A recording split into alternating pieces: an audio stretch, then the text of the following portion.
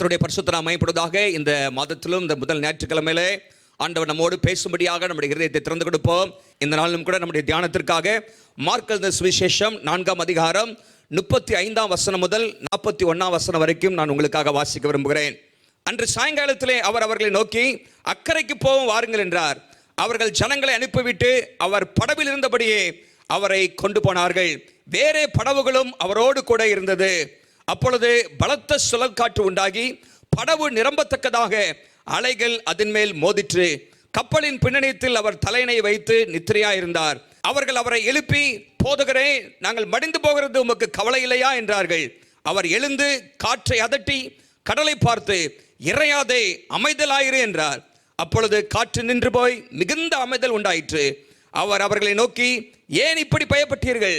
ஏன் உங்களுக்கு விசுவாசம் இல்லாமல் போயிற்று என்றார். அவர்கள் மிகவும் பயந்து, இவர் யாரோ, காற்றும் கடலும் இவருக்கு கீழ்ப்படுகிறதே என்று ஒருவரோடு ஒருவர் சொல்லிக் கொண்டார்கள்.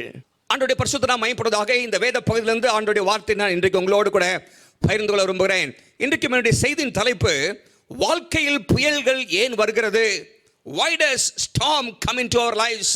நம்முடைய வாழ்க்கையில ஏன் புயல்கள் வருகிறது என்கிற காரியத்தை இந்த பகுதியிலிருந்து நாம் சற்று நாம் தியானிக்க போகிறோம். இப்பொழுதும் புயல்கள் என்று சொல்லும் பொழுது நீங்கள் யாரும் காற்று, பெரும் புயல்கள், இயற்கையாக நடக்கிற காரியங்களை உங்களுடைய வாழ்க்கையை நீங்கள் சிந்திப்பதில்லை. நம்முடைய வாழ்க்கையிலே நடக்கிற சில காரியங்கள், உடைந்த உறவுகள், கஷ்டங்கள், பொருளாதார நெருக்கங்கள், சரீர பலவீனங்கள், வியாதிகள், நாம் நேசித்தவர்களுடைய மரணம், அடங்காத முரட்டாட்டமுள்ள பிள்ளைகள், நிந்தனைகள், வேலையிலே இழப்புகள், கடன் சுமைகள், இப்படிப்பட்ட அநேக காரியங்கள் நம்முடைய மனதில் வருகிறது. அநேக புயல்களை இன்றைக்கு நாம் சந்திக்கிறோம். ஏன் இப்படிப்பட்ட புயல்கள் தேவனுடைய பிள்ளைகளாகிய நம்முடைய வாழ்க்கையில வருகிறது என்று சொல்லி நாம் சிந்திப்பது நமக்கு பிரயோஜனமாக இருக்கும். ஒருவர் இப்படியாக சொல்கிறார், இந்த உலகத்தில் 2 கூட்ட மக்கள் இருக்கிறார்கள். ஒன்று, புயலுக்கு மத்தியிலே போய் கொண்டிருக்கிற மக்கள். இரண்டாவதாக, புயல் இல்லாவிட்டால் இக்கட்டுக்குள்ளே கடந்து செல்ல போகிற மக்கள் என்கிற 2 குரூப்பாக அவர் பிரிக்கிறார். Those who are going through a crisis or storm, or those who are going to go through a storm என்று 2 கூட்ட மக்களை பிரிக்கிறார்கள். அப்படி என்று சொன்னால் நம்முடைய வாழ்க்கையிலே புயல்கள் ஏற்படுகிறது. அது ஏன் நமக்கு ஏற்படுகிறது என்று நமக்கு தெரிந்திருக்கும் பொழுது அதை தைரியமாக சந்திக்க, மாத்திரமல்ல அந்த நோக்கத்தை புரிந்து செயல்பட கர்த்தர் நமக்கு கிருபை தருகிறார். இந்த சம்பவத்தில் நீங்கள் பாருங்கள், இங்கே ஆண்டவராய் இயேசு கிறிஸ்துவும் சீஷர்களும் படவிலே போய் கொண்டிருக்கிறார்கள். அந்த நேரத்திலே திடீரென்று புயல் வருகிறதை நாம் இங்கே பார்க்கிறோம். கர்த்தர் இடைப்பட்டு அற்புதம் செய்கிறதை நம்ம இந்த சம்பவத்தில் நாம் பார்க்கிறோம். இந்த இடத்துல வேதம் சொல்லுகிறது, இயேசு சீஷரை நோக்கி சொல்லுகிறார், அக்கறைக்கு போவோம் வாருங்கள் என்று சொல்கிறார். அவர்கள் ஜனங்களை அனுப்பிவிட்டு அவர் படவில் இருந்தபடியே அவரை கொண்டு போனார்கள்.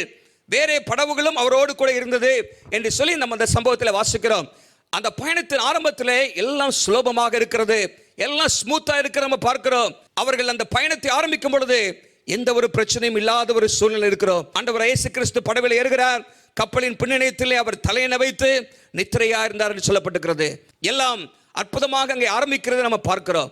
ஆனால் திடீரென்று சொல்லி அங்கே புயல் ஏற்படுகிறதை நம்ம பார்க்கிறோம். ஆரம்பம் எல்லாம் அற்புதமாக தான் இருக்கிறது. இந்த வருஷத்தின் ஆரம்பத்தில் கூட எல்லாம் நல்லா இருக்கும் என்று சொல்லி தான் நம்ம நினைத்தோம். நம்முடைய வாழ்க்கையிலும் கூட சில நேரத்தில் ரட்சிப்பின் ஆரம்பத்தில் நல்லா இருக்கிறது போல இருக்கலாம். ஆனால் திடீரென்று சொல்லி எதிர்பாராத விதத்தில் ஆண்டவராய் இயேசு அங்கே கூட இருக்கதான் செய்கிறார். தேவ சித்தத்தின் மையத்தில் தான் அவர்கள் இருக்கிறார்கள். ஆனால் புயல் வருகிறதை நாம் அங்கே பார்க்கிறோம். சுழல் காற்று உண்டானது என்று சொல்லி நம்ம பார்க்கிறோம். அங்கே கலிலேயா கடலில் அவர்கள் பயணம் போய் கொண்டிருக்கிறார்கள். கலிலேயா கடலை குறித்து பார்க்கும் பொழுது அது 13 மைல் நீளமும் 7 மைல் அகலமும் உடைய ஒரு கடலாக அது இருக்கிறது என்று நாம் அறிகிறோம். மாத்திரமல்ல, இந்த கடலிலே பல முறை சீஷர்கள் பயணம் செய்திருக்கிறார்கள். ஆண்டவராய் இயேசு கிறிஸ்துடைய 12 சீஷர்களே ஏறக்குறைய ஒரு 7 பேர், அவர்கள் எல்லாரும் மீன் பிடிக்கிற தொழிலை சேர்ந்தவர்கள். அவர் எல்லாருக்கும் நல்ல கடலின் அனுபவங்கள் தெரியும். பல முறை இந்த புயலை அவர்கள் பார்த்திருக்கிறார்கள். ஆனால் இந்த குறிப்பிட்ட நேரத்தில் இந்த புயல் பயங்கரமான ஒரு புயலாக இருக்கிறது. சுழல் காற்று உண்டாயிற்று என்று பார்க்கிறோம். வேதம் அங்கே சொல்கிறது, அந்த புயல் காற்று அலைகள் அந்த படவின் மேல் வந்து மோதிற்று. இவர்களால் சமாளிக்க முடியாத ஒரு சூழ்நிலையாக இந்த சூழ்நிலை மாறிவிட்டது என்று சொல்லி நம்ம பார்க்கிறோம். நல்லா கவனிங்க, பல அனுபவங்களுக்கு இருக்கிறது. இப்படிப்பட்ட புயல்கள் அநேகவற்றை சந்தித்திருக்கிறார்கள். ஆனால் இன்றைக்கு அவர்கள் சந்திக்கிற ஒரு புயல் அவர்களால் சமாளிக்க முடியாத ஒன்றாக இருக்கிறது. அமர்மையானவர்களே, நம்முடைய வாழ்க்கையிலும் பல பாடுகள், துன்பங்கள், கஷ்டங்களை நாம் சந்தித்திருக்கலாம்.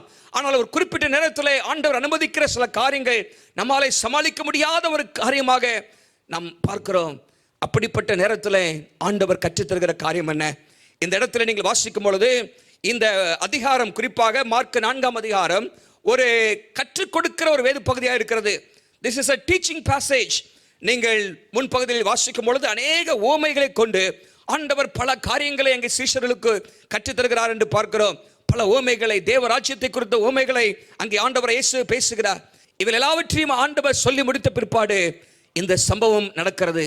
இந்த சம்பவத்திலும் கூட ஆண்டவராய் இயேசு கிறிஸ்து ஏதோ ஒன்றை சீஷர்களுக்கும், அது மாத்திரமல்ல நமக்கும் ஆண்டவர் கற்றுத்தர விரும்புகிறார். இந்த சம்பவத்தில் நீங்கள் பார்க்கும் பொழுது 3 கேள்விகளை நாம் பார்க்கிறோம். 3 கேள்விகளை.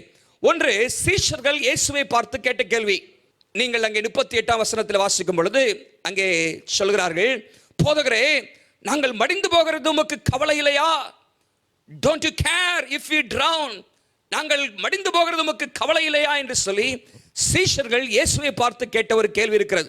இரண்டாவதாக நீங்கள் பார்க்கும் பொழுது அங்கே 40ஆம் வசனத்திலே பார்க்கிறோம், இப்பொழுது இயேசு சீஷர்களை பார்த்து கேட்கிறார். அந்த கேள்வி நம்ம பார்க்கிறோம். என்ன கேட்கிறார்? ஏன் இப்படி பயப்பட்டீர்கள்? ஏன் உங்களுக்கு விசுவாசம் இல்லாமல் போயிற்று என்று கேட்கிற ஒரு கேள்வி நாம் பார்க்கிறோம். மூன்றாவதாக சீஷர்கள் தங்களுக்குள்ளேயே ஒருவரோடு பேசிக்கொண்டு கேட்ட கேள்வி 41ஆம் வசனத்தில் வாசிக்கிறோம். அது என்னவென்றால், இவர் யாரோ, காற்றும் கடலும் இவருக்கு கீழ்ப்படுகிறதே. Who is this? இவர் யாரோ என்று ஆச்சரியத்தோடு அவர்கள் கேட்கிறார்கள். பாருங்க, 3 கேள்விகளை இங்கே பார்க்கிறோம். முதலாவதாக சீஷர்கள் இயேசுவை பார்த்து கேட்ட கேள்வி, இரண்டாவதாக இயேசு சீஷர்களை பார்த்து கேட்ட கேள்வி, மூன்றாவதாக சீஷர்கள் ஒருவரை ஒருவர் பார்த்து ஆச்சரியப்பட்டு கேட்ட கேள்வியை பார்க்கிறோம். ஆகவே இந்த 3 கேள்வியின் அடிப்படையில் 3 வேத சத்தியங்களை உங்களுக்காக நான் இந்த நாளில் பகிர்ந்து விரும்புகிறேன். இந்த வேத பகுதி மூலமாக ஆண்டவர் விசுவாசத்தை குறித்து சில காரியங்களை ஆண்டவர் நமக்கு கற்றுக் கொடுக்க விரும்புகிறார். நாம் போய்கொண்டிருக்கிற பாதை ஒரு கடினமான பாதை தான். என்ன நடக்குமோ என்று தெரியாத ஒரு சூழ்நிலை இருக்கிறோம். இங்கேயும் சீஷருடைய வாழ்க்கையில என்ன நடக்கும், மடிந்து போவோம் என்கிற ஒரு சூழ்நிலை அவர்கள் இருக்கிறார்கள். ஆனால் இயேசு அவர்களுக்கு கற்றுக் கொடுத்த பாடம் என்ன? அந்த பாடத்தை ஆண்டவர் உங்களுக்கும் இந்த காலவேளை அவர் கற்றுத்தர விரும்புகிறார். முதலாவது கேள்வி நாம் பார்க்க போகிறோம். முதலாவதாக நீங்கள் பார்த்தீர்கள் சொன்னால் 38ஆம் வசனத்தில் வாசிக்கிறோம்.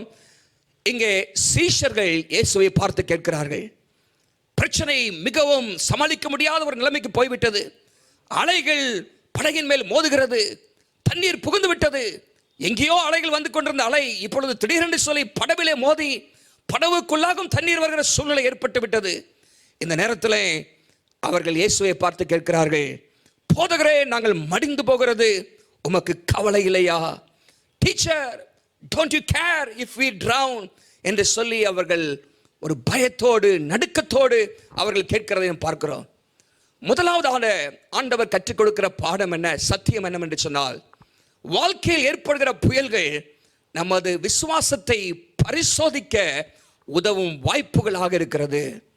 Storms in our lives are opportunities to examine our faith. நம்முடைய வாழ்க்கையிலே நமக்கு இருக்கிற அந்த விசுவாசத்தை பரிசோதனை செய்வதற்காக ஆண்டவர் சில சமயங்களிலே புயல்களை ஆண்டவர் அனுமதிக்கிறார் என்று பார்க்கிறோம்.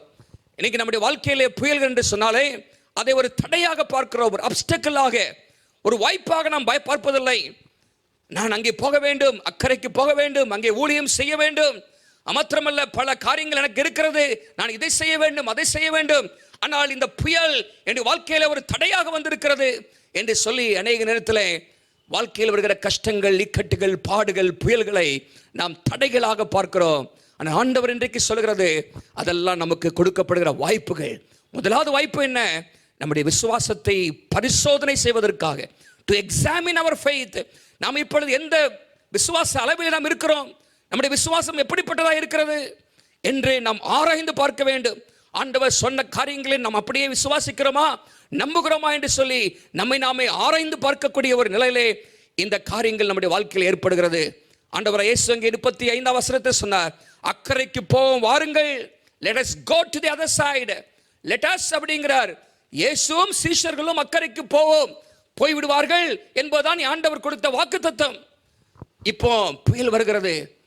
அவர்கள் அந்த வாக்குத்தத்தத்தை இயேசு பேசின அந்த வார்த்தையை அப்படியே நம்புவதற்கு அவர்கள் ஆயத்தமாக இருக்கிறார்களா? அதை பரீட்சை செய்து பார்க்க வேண்டும். இன்னைக்கு ஆண்டவர் நம்மோடு எவ்வளவோ பேசியிருக்கிறார். வேத வசனங்கள் மூலமாக பேசுகிறார், வாக்குத்தத்தங்கள் மூலமாக ஆண்டவர் பேசுகிறார். நாம் அதை விசுவாசிக்கிறோமா? விசுவாசிக்கிறோமா? இருதயத்திலே இன்னைக்கு நம்முடைய விசுவாசம் எப்படி இருக்கிறது என்பதை நாம் பரிசோதனை செய்து பார்க்க வேண்டும். கவனிங்கள், உபாகமம் 8ஆம் அதிகாரம் 2ஆம் வசனத்திலே ஆண்டவராகிய தேவன் அங்கே ஜனங்களை பார்த்து சொல்கிறார், இஸ்ரவேல் ஜனங்களை பார்த்து, உன் தேவனாய கர்த்தர் உன்னை சிறுமைப்படுத்தும்படிக்கும் தம்முடைய கட்டளைகளை நீ கைக்கொள்வாயோ கைக்கொள்ள மாட்டாயோ என்று அவர் உன்னை சோதித்து உன் இருதயத்தில் உள்ளதை நீ அறியும்படிக்கும் உன்னை இந்த 40 வருஷம் அளவும் வனாந்திரத்திலே நடத்தி வந்த எல்லா வழியையும் நினைப்பாயாக. பாருங்க, என்ன சொல்லப்பட்டிருக்கிறது? அவர் உன்னை சோதித்து உன் இருதயத்தில் உள்ளவைகளை அறியும்படியாக ஆண்டவர் 40 ஆண்டுகள் அவர்களை வனாந்திரத்தில் நடத்தி சென்றார். அவருடைய இருதயத்தில் என்ன இருக்கிறது? அவர்கள் நான் சொல்லுகிறதுக்கு கீழ்ப்படுகிறார்களா, என்னுடைய வார்த்தையை விசுவாசிக்கிறார்களா என்று ஆண்டவர் பரிசோதனை செய்ய விரும்பினார். அவர்களை வனாந்திரத்தின் பாதையிலே கொண்டு சென்றார். அவருடைய இருதயத்தில் இருக்கிறதை அறியும்படியாக. இன்னைக்கு உங்களுடைய இருதயத்தின் ஆழத்தில் என்ன இருக்கிறது? உங்களுடைய விசுவாசத்தின் அளவு எப்படி இருக்கிறது? யோபு வாழ்க்கையிலே பாருங்கள், அந்த வாழ்க்கையில் பயங்கரமான புயல் வீசிற்று. அந்த வாழ்க்கையில் ஏற்பட்ட இழப்பிற்கு அளவே இல்லை. ஆனாலும் அதன் மத்தியிலே யோபு சொல்கிறான், அவர் என்னை சோதித்த பிற்பாடு நான் பொன்னாக விளங்குவேன். அவர் என்னை கொன்று போட்டாலும் நான் அவர் மேல் விசுவாசமாக இருப்பேன். பாருங்க, அவனுடைய விசுவாச வார்த்தைகளை நாம் அங்கே பார்க்கிறோம். என் மீட்பர் உயிரோடு இருக்கிறார் என்பதை நான் அறிந்திருக்கிறேன் என்று சொல்கிறான். இதெல்லாம் எதை காட்டுகிறேன் என்று சொன்னால், புயலின் பாதையிலே போய்கொண்டிருக்கும் பொழுது அவன் விசுவாசத்திலே தளராதவனாக இருந்தான். அவனுடைய விசுவாசம் ஆண்டவர் மேல் இருந்தது. அவனுடைய மனைவி யோபுவை பார்த்து சொல்கிறார், தேவனை தூஷித்து ஜீவனை விடும் என்று சொல்லி. ஆனால் யோபு சொல்கிறான், கர்த்தரிடத்தில் நன்மையை பெற்ற நாம் தீமையும் அனுபவிக்க வேண்டாமா என்று சொல்லி. அமர்மையானவர்களே, இன்றைக்கு உங்களுடைய விசுவாசம் எப்படி இருக்கிறது? புயலின் மத்தியிலே போகும் பொழுதுதான் நம்முடைய விசுவாசம் எப்படிப்பட்ட விசுவாசம் என்பதை அறிய முடிகிறது. ஒரு பொன்னை அது சுத்த பொன்னா இல்லாவிட்டால் பொய்யான ஒன்றா என்று அறியும்படிக்கு அதை உரசி பார்க்கிறார்கள். அப்பொழுதுதான் அதனுடைய சுத்தத்தன்மை அறிய முடிகிறது. ஆகவே நம்முடைய விசுவாசத்தை அறிவதற்காக ஆண்டவர் இப்படிப்பட்ட பாதைகளை ஆண்டவர் நடத்தி செல்கிறார். ஆதியாகமம் 22ஆம் அதிகாரம் 1ஆம் வசனத்திலே வாசிக்கும் பொழுது, கர்த்தர் ஆபிரகாமை சோதித்தார் என்று சொல்லப்பட்டிருக்கிறது. ஆண்டவர் ஆபிரகாமுக்கு வாக்கு கொடுத்தார், நான் உன்னை ஆசீர்வதிப்பேன், உன்னுடைய பெரிய ஜாதியாக்குவேன் என்று சொன்னார். ஆண்டவர் ஏற்கனவே தம்முடைய வாக்குத்தத்தத்தின் ஒரு பகுதியை ஆண்டவர் நிறைவேற்றி விட்டார். ஈசாக்கை ஆண்டவர் தந்திருக்கிறார். ஆனால் இப்பொழுது ஈசாக்குக்குள்ளாக தான், ஈசாக்கு மூலமாக தான் ஒரு பெரிய ஜாதியை, ஒரு தேசத்தை ஆண்டவர் உருவாக்க வேண்டும். ஆனால் இப்பொழுது ஆண்டவர் சொல்கிறார், உன்னுடைய மகனை பலியிடு என்று சொல்கிறார். அங்கே ஒரு புயல் அவனுடைய வாழ்க்கையில வீசுகிறது. அந்த வாழ்க்கையில பயங்கரமான ஒரு இக்கட்டுக்குள்ளாக கடந்து செல்ல வேண்டி இருக்கிறது. ஆனாலும் கர்த்தருடைய வார்த்தையை விசுவாசித்தான். என் ஆண்டவர் சொன்ன வாக்குத்தத்தத்தை அவர் நிறைவேற்றுவார், அவருக்கு நான் அப்படியே கீழ்ப்படிவேன் என்று சொல்லி அவன் அங்கே ஈசாக்கை பலி செலுத்துவதை நாம் பார்க்கிறோம். இது எதை காண்பிக்கிறது? ஆபிரகாம் அந்த சூழ்நிலையிலும் ஆண்டவர் மேலே விசுவாசமாக இருந்தார் என்று சொல்லி பார்க்கிறோம். இன்னைக்கு நம்முடைய வாழ்க்கையிலே விசுவாசத்தை நாம் பரீட்சை செய்து பார்க்க வேண்டும். இங்கே சீஷருடைய வாழ்க்கையில பாருங்கள், 2 காரியத்தை அவர்கள் சந்தேகப்பட்டார்கள். முதலாவதாக, தேவன் சூழ்நிலைகளுக்கு மேலாக அதிகாரமுடையவர் என்பதை அவர்கள் சந்தேகப்பட்டார்கள். ஆண்டவர் சொல்லியிருக்கிறார், மக்களுக்கு போவோம் என்று சொல்லி. ஆனால் இவர்களுக்குள்ள ஒரு சந்தேகம், இப்படி புயல் வந்து விட்டதே, இந்த புயலை ஆண்டவரை இயேசு மேற்கொண்டு விடுவாரா, நம் அக்கறைக்கு உண்மையாகவே போய் சேர்ந்து விடுவோமா என்கிற ஒரு சந்தேகம் அவர்களுக்கு ஏற்பட்டது. They doubted God's control over the situation. சூழ்நிலைகளுக்கு மேலாக தேவனுக்கு அதிகாரம் இருக்கிறதா, வல்லமை இருக்கிறதா என்பதை அவர்கள் சந்தேகப்பட்டார்கள். அது மாத்திரமல்ல, they doubted God's care for their lives. தேவனுடைய வாழ்க்கையில வைத்திருக்கிற அந்த கரிசனையும் சந்தேகப்பட்டார்கள். இங்க கேட்கிறாங்க, ஆண்டவரே உமக்கு கவலை இல்லையா என்று சொல்லி. நாங்கள் மடிந்து போகிறோமே, அவர் ஏற்கனவே முடிவு பண்ணிட்டாங்க, மடிந்து போய்விடுவோம் என்று சொல்லி. கவலை இல்லையா என்று சொல்லி கேட்கிறதை நம்ம பார்க்கிறோம். இங்கே ஆண்டவரை கேள்வி கேட்பது மாத்திரமல்ல, ஆண்டவரை குற்றப்படுத்துகிறதை நம்ம பார்க்கிறோம். They accused the Lord of not caring about what they were facing. அங்கே அவர்கள் சந்திக்கிற அந்த காரியத்தில் தேவன் இடைவிடாமல் இருக்கிறார் என்று சொல்லி அவரை குற்றச்சாட்டவும் செய்கிறார்கள். தேவனுடைய பிள்ளைகளே, வாழ்க்கையிலே புயல்கள் வரும்பொழுது தேவனை குற்றச்சாட்டுகிறோமா? தேவனை சந்தேகப்படுகிறோமா? தேவனுடைய வார்த்தையை சந்தேகப்படுகிறோமா? சற்று யோசித்து பாருங்க. இது ஏன் அனுமதிக்கப்பட்டிருக்கிறது என்று சொன்னால், நம்முடைய விசுவாசத்தை பரிசோதனை செய்யும்படியாக. நம்முடைய வாழ்க்கையிலே நம்மை பரிசோதனை செய்து பார்க்க வேண்டும். இங்கே சீஷர்களை கை காட்டி அவர்களை குற்றப்படுத்துவதல்ல, நம்முடைய வாழ்க்கையை இன்றைக்கு பார்ப்போம்.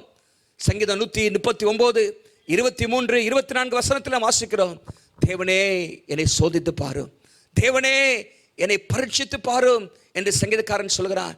வேதனை உண்டாக்கும் வழி என்னிடத்தில் உண்டோ என்று பார்த்து என்னை நித்திய வழியில நடத்தும் ஆண்டவரே, என் இருதயத்தை சோதித்து பாரும், என் உள்ளத்தை அறிந்து கொள்ளும் ஆண்டவரே என்று சொல்லி அவன் ஜெபிக்கிறதை பார்க்கிறோம். அமர்மையானவர்களே, இன்னைக்கு உங்களுடைய இருதயத்தை சோதித்து பாருங்கள். ஆண்டவரை எவ்வளவாக நீங்கள் நேசிக்கிறீர்கள், ஆண்டவருடைய வார்த்தையின் மேலே எவ்வளவு நம்பிக்கை வைத்திருக்கிறீர்கள், ஆண்டவராக இயேசு மேலே உங்களுடைய விசுவாசம் எந்த அளவுக்கு இருக்கிறது என்பதை நீங்கள் சோதித்து பார்க்க வேண்டும். ஏசாயா 49:14-15 வசனங்கள் நாம் வாசிக்கிறோம். அங்கே அவர்கள் சொல்கிறார்கள், கர்த்தர் என்னை கைவிட்டார், ஆண்டவர் என்னை மறந்தார் என்று சீயோன் சொல்கிறான். ஆண்டவருக்கு சொல்றாரு, ஸ்திரீயானவள் தன் கற்பத்தின் பிள்ளைக்கு இறங்காமல் தன் பாலகனை மறப்பாளோ, அவர்கள் மறந்தாலும் நான் உன்னை மறப்பதில்லை, உன்னை என் உள்ளம் கையில் வரைந்து வைத்திருக்கிறேன் என்று ஆண்டவர் அங்கே சொல்கிறார்.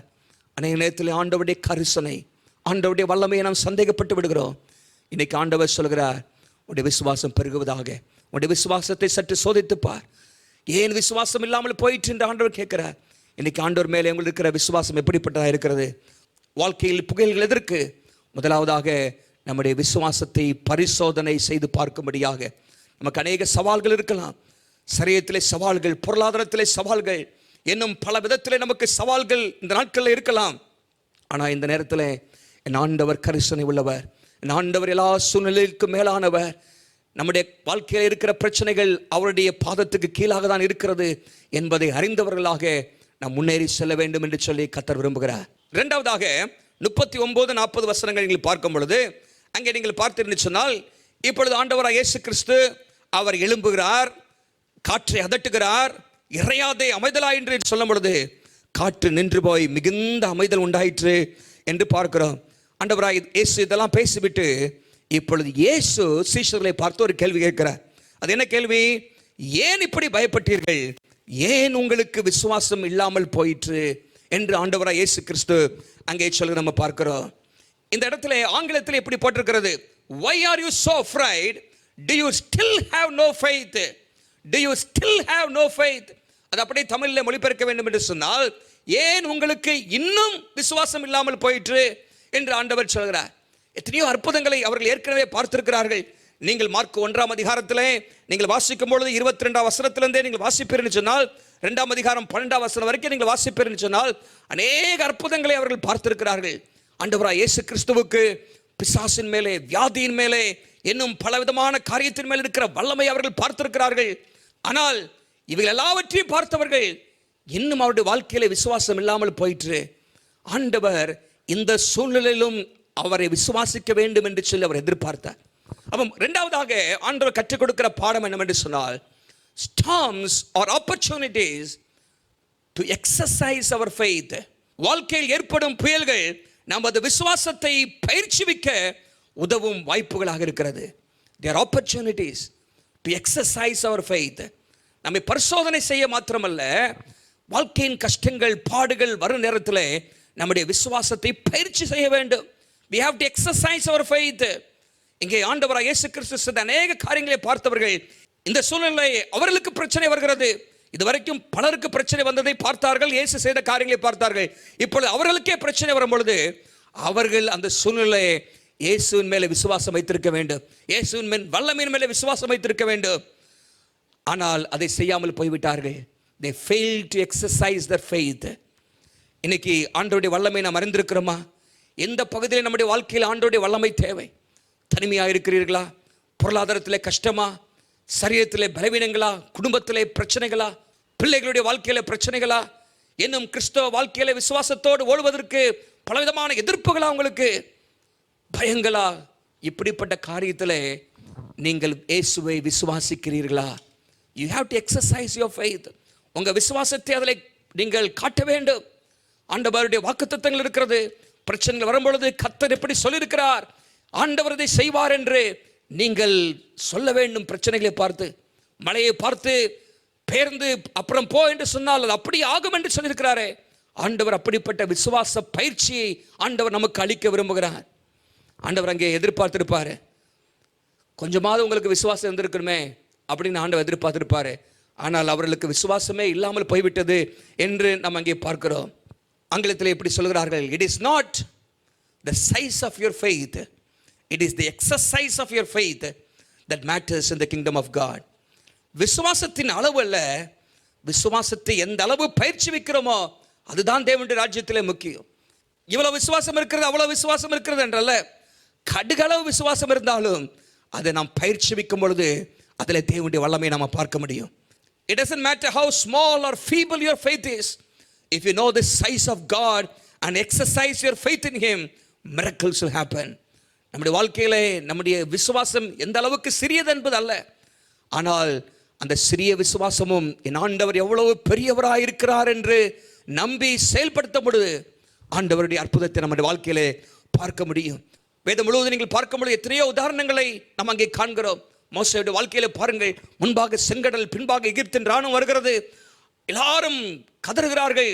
மோசேயை பார்த்து ஆண்டவர் சொல்கிறார், உன் கோலை நீட்டு என்று சொல்லி. இதுவரைக்கும் அப்படிப்பட்ட ஒரு சம்பவம் நடக்கவே இல்லை. செங்கடல், பயங்கரமான ஒரு பெரிய செங்கடலை எங்கே பார்க்கிறோம். எகிப்தின் ராணுவம் புறப்பட்டு வருகிறது பின்பாக. ஆனால் ஆண்டவருடைய வார்த்தைக்கு கீழ்ப்படிந்து விசுவாசத்தை பயிற்சி வைத்தான். வேதம் எங்கே சொல்லுகிறது, மோசே தன்னுடைய கோலை நீட்டும் பொழுது செங்கடல் ரெண்டாக பிளந்தது என்று சொல்லி பார்க்கிறோம்.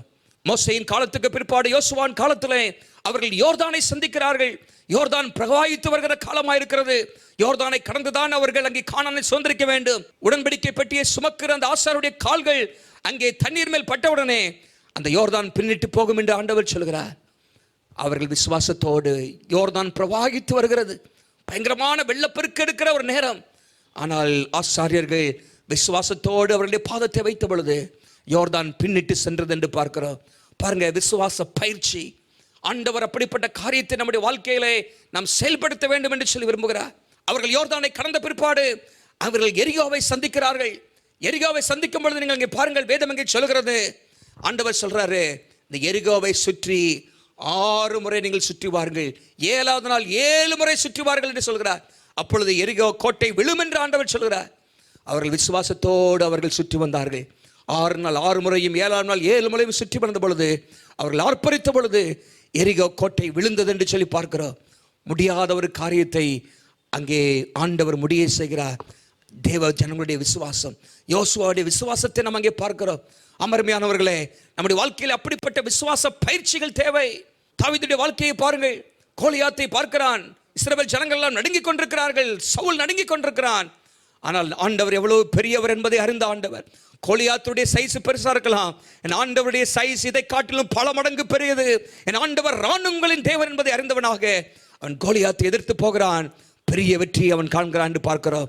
விசுவாச பயிற்சிகள் தேவனுடைய பிள்ளைகளை, நம்முடைய வாழ்க்கையில் ஆண்டவர் அப்படிப்பட்ட விசுவாச பயிற்சிகளை ஆண்டவர் நாம் செய்ய வேண்டும் என்று சொல்லி கர்த்தர் விரும்புகிறார். நம்முடைய விசுவாசத்தின் மேல் விசுவாசம் வைப்பதல்ல. இன்னைக்கு ஒரு பெரிய இயக்கமே போய்கொண்டிருக்கிறது, ஃபெய்த் மூவ்மெண்ட் என்று சொல்லி. எதை நீங்கள் சொன்னாலும் அப்படியே நடக்கும் என்று சொல்லி, உங்களுக்கு விசுவாசம் இருந்தால் போதும், நீங்கள் எது கேட்டாலும் கிடைக்கும் என்று அப்படிப்பட்ட காரியத்தை இன்றைக்கு சொல்கிறார்கள். அப்படி அல்ல, அது வேதத்துக்கு முரணானது. வேதம் என்ன சொல்கிறது, நம்முடைய விசுவாசம் பெரிய தேவன் மேல் இருக்க வேண்டும். ஹல்லேலூயா, பெரிய தேவன் மேல் இருக்க வேண்டும். நம்முடைய விசுவாசம் பெரிய தேவன் மேல் மாத்திரமல்ல, அது வேதத்திலே வேரூன்றி இருக்க வேண்டும். It must be rooted in the word of God. நம்முடைய விசுவாசம் வேதத்திலே வேரூன்றி இருக்கும் பொழுது, நம்முடைய விசுவாசம் தேவனை பெரியவராக பார்க்கும் பொழுது, நம்முடைய வாழ்க்கையில் அற்புதங்கள் நடப்பதை நீங்கள் பார்க்க முடியும். அங்கே நான் வாசிக்கிறோம், ஆண்டவர் கேட்கிற, அவங்களுக்கு ஏன் விசுவாசம் இல்லாமல் போயிற்று? அத்தனை காரியங்களை பார்த்தீர்களே, அத்தனை சம்பவங்களிலே என்னுடைய வல்லமையை பார்த்தீர்களே, என்னுடைய வல்லமையை உங்களுடைய வாழ்க்கையின் பிரச்சனையோடு நீங்கள் ஒப்பிட்டு உங்களுடைய விசுவாசத்தை ஏன் உங்களால் பயிற்சி வைக்க முடியவில்லை? இன்னைக்கு உங்களுடைய வாழ்க்கையில் நீங்கள் போய் கொண்டிருக்கிற பிரச்சனை ஒரு வித்தியாசமான பிரச்சனையாக இருக்கலாம். உங்களுடைய வாழ்க்கையில் அது புயல் போல இருக்கலாம். ஆனால் வேதத்திலே தீர்வு இருக்கிறது. கர்த்தர் ஒவ்வொரு காரியத்துக்கும் ஆண்டவர் வாக்குத்தத்தங்களை சொல்லி வைத்திருக்கிறார். என் தேவனால கூடாத காரியம் ஒன்றுமில்லை. ஏதோ ஒரு சூழ்நிலைக்காக, ஏதோ ஒரு நோக்கத்திற்காக ஆண்டவர் சில காரியத்தை நம்முடைய வாழ்க்கையில் அனுமதிக்கிறார். அதை புரிந்தவர்களாக நம்முடைய விசுவாசத்தை பயிற்சி வைக்க வேண்டும் என்று கர்த்தர் விரும்புகிறார். கடைசியாக இந்த பகுதியில் நம்ம பார்க்கிறோம், 41ஆம் வசனத்தில் வேதம் இப்படி சொல்கிறது, அவர்கள் மிகவும் பயந்து, இவர் யாரோ, காற்றும் கடலும் இவருக்கு கீழ்ப்படுகிறதே என்று ஒருவரோடு ஒருவர் சொல்லிக் கொண்டார்கள். இவர் யாரோ, who is this? Even the wind and the waves obey him என்று அவர்கள் சொல்கிறார்கள். சீஷர்கள் ஒருவரை ஒருவர் பார்த்து கேட்டுக்கொண்ட ஒரு கேள்வி, இவர் யாரோ, இவர் யாரோ என்று சொல்கிறார். இவர் எப்படிப்பட்டவர் என்பதை அவர்கள் சொல்ல நம்ம பார்க்கிறோம். இது எதை குறிக்கிறது? ஆண்டவர் கற்றுத்தருகிற 3வது பாடம் என்னவென்று சொன்னால், storms or opportunities to enhance our faith. வாழ்க்கையில் ஏற்படும் புயல்கள் நமது விசுவாசத்தை பலப்படுத்த உதவும் வாய்ப்புகளாக இருக்கிறது. நம்முடைய விசுவாசத்தை பலப்படுத்த உதவும் வாய்ப்புகள், to enhance, to strengthen, to increase our faith. நம்முடைய வாழ்க்கையில விசுவாசத்தை ஆண்டவர் பெருக செய்ய வேண்டும் என்று விரும்புகிறார். நீங்கள் இருக்கிற அளவே இல்லை, விசுவாசத்தை ஆண்டவர் பெருக்க விரும்புகிறார். இந்த இடத்துல நீங்கள் பார்க்கும் பொழுது ஆண்டவரை அவர்கள் வித்தியாசமான கோணங்களிலே அவரை கற்றுக்கொண்டார்கள். ஆண்டவர் யார் என்பதை அவர்கள் புரிந்து கொண்டார்கள். பிசாசின் மேல் மாத்திரமல்ல, வியாதியின் மேல் மாத்திரமல்ல, இயற்கையின் மேலும் புயலின் மேலும் அவர் வல்லமை உள்ளவர் என்பதை அந்த இடத்திலே முதல் முறையாக சீஷர்கள் கற்றுக்கொள்கிறார்கள் என்று பார்க்கிறோம். they made lot of discoveries. பல காரியங்களை அவர்கள் கண்டுபிடித்தார்கள். என்ன? முதலாவது தேவனுடைய வல்லமையை கண்டுபிடித்தார்கள். வியாதியை சுமக்க மாத்திரமல்ல, என் ஆண்டவரால் எல்லாவற்றையும் முடியும். அண்ட சராசரங்கள் மேலும் இயற்கையின் மேலும் புயலின் மேலும் அவர் வல்லமை உள்ளவர் என்பதை அவர்கள் கற்றுக்கொண்டார்கள். இன்றைக்கு உங்களை பயமுறுத்துகிற காரியங்கள் ஆண்டவரை பயமுறுத்துவதில்லை. உங்களுக்கு வேணா சில காரியங்கள் பயமுறுத்துவது போல இருக்கலாம். ஆண்டவரை எந்த ஒரு காரியமும் பயமுறுத்த முடியாது. எல்லாம் அவருடைய திட்டத்தின்படி நடந்து கொண்டிருக்கிறது. உங்களுடைய தலைக்கு மேலாக இருக்கிற காரியங்கள் அவருடைய பாதத்துக்கு கீழாக தான் இருக்கிறது என்பதை நீங்கள் அறிந்திருக்க வேண்டும். அவருடைய வல்லமை அறிந்து கொண்டார்கள். அவருடைய வல்லமை இன்றைக்கும் குன்றி போகவில்லை தேவனுடைய பிள்ளைகளே. இரண்டாவதாக, அவர் வாக்குத்தத்தம் பண்ணினதை நிறைவேற்ற வல்லமை உள்ளவர் என்பதை அறிந்து கொண்டார்கள். 35ஆம் வசனத்திலே ஆண்டவர் சொல்கிறார், அக்கறைக்கு போக வாருங்கள் என்று சொன்னார். 5ஆம் அதிகாரம் 1ஆம் வசனம் சொல்கிறது, பின்பு அவர்கள் கடலுக்கு அக்கறையில் உள்ள கதனேயருடைய நாட்டில் வந்தார்கள் என்று சொல்லப்பட்டிருக்கிறது.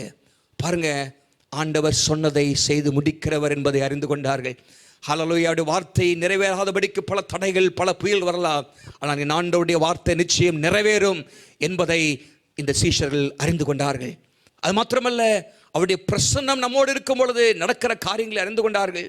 நீங்கள் அங்கே 36ஆம் வசனத்தில் நீங்கள் பார்க்கும் பொழுது வேறே படகுகளும் அவரோடு கூட இருந்தது என்று சொல்லி பார்க்கிறோம். நல்லா கவனிங்க. அவர்கள் இந்த பிரயாணத்தை புறப்படும் பொழுது அநேக படகுகள் இருந்துச்சு. அவர்கள் எல்லாம் கடலில் போய் கொண்டிருந்திருக்கலாம் அந்த நேரத்தில். ஆனால் இயேசு இருந்த படகு பத்திரமாக கரை போய் சேர்ந்தது.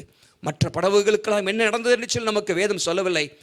ஒருவேளை சில படகுகள் மூழ்கி போயிருந்திருக்கலாம், சில படகுகள் பயங்கரமான கஷ்டத்தின் பாதைக்குள்ளாக போய் கொண்டிருந்திருக்கலாம். ஆனால் இந்த படகு, இயேசு இருந்த படகு, புயலின் மத்தியிலும் அது கரை போய் சேர்ந்தது என்று சொல்லி பார்க்கிறோம். நல்லா கவனிங்க. தேவ பிரசன்னம் நம்முடைய வாழ்க்கையில் இருக்கும் பொழுது புயல்களை நாம் மேற்கொள்ள முடியும் என்பதை அவர்கள் கற்றுக்கொண்டார்கள். மாத்திரமல்ல, அவர்கள் தேவன் யார் என்பதை அவர்கள் கற்றுக்கொண்டார்கள். They discovered about the person of God. பாருங்க, இயேசு அங்கே காற்றையும் கடலையும் அமர்த்துகிறவர் என்பதை அறிந்து கொண்டார்கள். சங்கீதம் 148:8 வாசிக்கிறோம், அவர் சொல்படி செய்யும் பெருங்காற்றே என்று சொல்லப்பட்டிருக்கிறது. அவர் சொல்படி செய்யும் பெருங்காற்று. ஆண்டவர் சொன்னா பெருங்காற்று கீழ்ப்படியும். அவர் சொல்ல ஆகும், அவர் கட்டளை நிற்கும் என்று வேதத்தில் வாசிக்கிறோம். சங்கீதம் 107:29 வாசிக்கிறோம், கொந்தளிப்பை அமர்த்துகிறார், அதன் அடைகள் அடங்குகிறது என்று சொல்லப்பட்டிருக்கிறது. இதெல்லாவற்றையும் அவர்கள் கண்கூடாக பார்த்தார்கள். ஆண்டவருடைய வல்லமையை பார்த்தார்கள். வாக்குத்தத்தம் நிறைவேற்ற வல்லமை உள்ளவர் என்பதை அறிந்து கொண்டார்கள். மாத்திரமல்ல, தேவ பிரசனம் கூட இருக்கும் பொழுது புயல் வந்தாலும் நம்முடைய வாழ்க்கையிலே பாதுகாப்பு இருக்கும் என்பதை அறிந்து கொண்டார்கள். மாத்திரமல்ல, தேவன் யார் என்பதை அறிந்து கொண்டார்கள். தேவனுடைய பிள்ளைகளே, நம்முடைய வாழ்க்கையிலே நம்முடைய விசுவாசத்தை பலப்படுத்தக்கூடியது தான் இந்த புயலின் அனுபவங்கள்.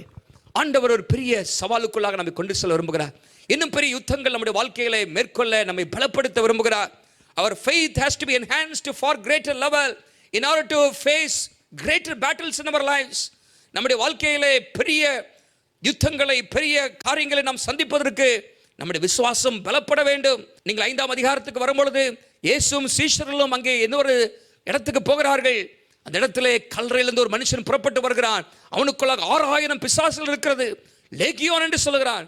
எல்லாம் கவனிங்க, இது பயங்கரமான ஒரு புயலா இருக்கிறது. ஒரு மனிதனுக்குள்ளாக 6000 பிசாசு பிடித்திருக்கிறதை பார்க்கிறோம். அந்த இடத்துல லகுவாக அந்த பிரச்சனையை தீர்த்து விட்டு அவர்கள் புறப்பட்டு வருகிறார்கள். பாருங்க, ஆண்டவர் நம்முடைய வாழ்க்கையில பெரிய பெரிய சவால்களை வைத்திருக்கிறார். பெரிய பெரிய யுத்தங்கள். இன்னைக்கு சின்ன பிரச்சனை, இன்னும் நாளைக்கு பெரிய பிரச்சனை. நம்முடைய விசுவாசம் வளர்ந்து கொண்டே இருக்கும் பொழுது எந்த ஒரு பிரச்சனையை நான் சந்திக்க முடியும் என்பதில் சந்தேகமே இல்லை. God is preparing you and I for a far greater purposes. ஆண்டவர் ஒரு பெரிய நோக்கத்திற்காக, ஒரு பெரிய எழுப்புதலுக்காக ஆண்டவர் நம்மை ஆயத்தப்படுத்திக் கொண்டிருக்கிறார். நம்முடைய விசுவாசம் பெருக வேண்டும் என்று சொல்லி கர்த்தர் விரும்புகிறார். 1 சாமுவேல் 17ஆம் அதிகாரம் 33 முதல் 37 வசனங்களை வாசித்து பாருங்கள். அங்கே வேதம் சொல்லுகிறது, தாவீது எப்படி கோலியாத்தை சந்தித்தான் என்கிற விவரங்கள் அங்கே கொடுக்கப்படுகிறது. அங்கே சவுல் சொல்றாரு, தாவீதே, இது உன்னால முடியாது. கோலியாத் ஒரு யுத்த வீரன், அவன் சிறு வயது முதலே அவன் யுத்த வீரனா இருக்கிறான், அது உன்னால முடியாது. நீ மேய்ப்பனாய் இருக்கிறாய், ஆடுகளை மேய்க்கிறவனாய் இருக்கிறாய், இது முடியாது என்று சொல்கிறான். அப்பொழுது 34ஆம் வசனத்தில் தாவீது சொல்கிறான் சவுலை பார்த்து, உம்முடைய அடியான் என் தகப்பனுடைய ஆடுகளை மேய்த்து கொண்டிருந்த பொழுது ஒரு விசை ஒரு சிங்கமும் ஒரு விசை கரடியும் வந்து மந்தையில் இருக்கிற ஒரு ஆட்டை பிடித்து கொண்டது. நான் அதை தொடர்ந்து போய் அதை அடித்து அதன் வாய்க்கு தப்பு வைத்தேன். அது என் மேல் பாய்ந்த பொழுது நான் அதன் தாடியையும் பிடித்து அதை அடித்து கொன்று போட்டேன். அந்த சிங்கத்தையும் அந்த கரடியும் உடைய அடியானாக நான் கொன்றேன். விருத்த சேதமில்லாத இந்த பெலிஸ்தனும் அவைகளில் ஒன்றை போல இருப்பான்.